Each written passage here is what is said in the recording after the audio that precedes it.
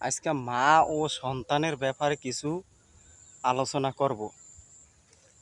যে মা একটা সন্তানকে কত কষ্ট করে জন্ম দেয়, জন্ম হওয়ার পরে সন্তানকে আস্তে আস্তে বড় করে এবং লালন করে পালন করে, এরকম আস্তে আস্তে বড় হইতে থাকে। সন্তান মার দুধ খেয়ে আস্তে আস্তে বড় হতে থাকে।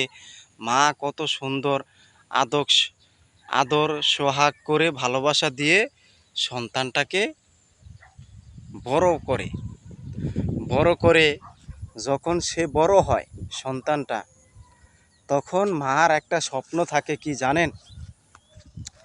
মার স্বপ্ন থাকে সন্তানটা যখন বড় হয়েছে তাকে হাত ধরে স্কুল হোক বা মাদ্রাসা হোক নিয়ে যায় এবং দেখা গেছে কি প্রথম অবস্থায় শুরুতে তাকে ঘরে মা কিছু আস্তে আস্তে অক্ষর চিনা এবং পড়ায়। দেখা গেছে কি সরু সরিয়া ABCD বা আলিফ বা তা এগুলা শিখায় প্রথম অবস্থায়। এরপরে সন্তান যখন আস্তে আস্তে সে একটু মুখ ফুটে বা একটু বলতে পারে, তখন তাকে স্কুলে বা মাদ্রাসায় দিয়ে এরপরে সে মা আস্তে আস্তে হাত ধরে স্কুল মাদ্রাসায় নিয়ে লেখাপড়া করে এমন করতে করতে আস্তে আস্তে বড় হয় সন্তানটা, সুশিক্ষিত হয়। তখন বড় জায়গায় নিয়ে যায়, বড় স্কুল মাদ্রাসায় ভর্তি করে নিয়ে যায়। ছেলেটা যখন স্কুলে বা মাদ্রাসা পড়ে অনেক উপরে লেভেল হয়ে গেছে, তখন ছেলেটাকে এখন মা বিয়ে করাবে। তখন দেখা গেছে কি ছেলেটাকে বিয়ে করায়, তখন ওই ছেলে মানে যেই বছর মা লালন পালন করছে, বড় করছে, লেখাপড়া করাইছে, ছেলেটা শিক্ষিত হয়েছে।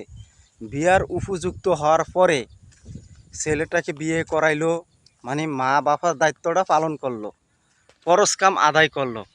এখন ছেলে মা মানে বউ পেয়ে মাকে ভুলে গেল।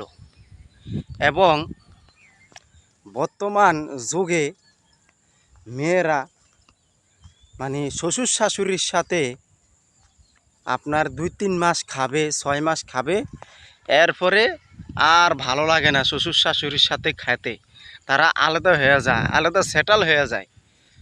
আসলে একটা সন্তান মা যে কত কষ্ট করে লালন পালন করছে, সন্তানটাকে বড় করছে, বিয়ে শাদী করাইছে, আজকে সেই সন্তান একজন নারীর কথা শুনে মাকে সংসার থেকে বের করে দিল। বুঝছেন ভাই? মার কথা ভুলে গেল, নারী পেয়ে একজন সন্তান নারী পেয়ে মার কথা ভুলে গেল।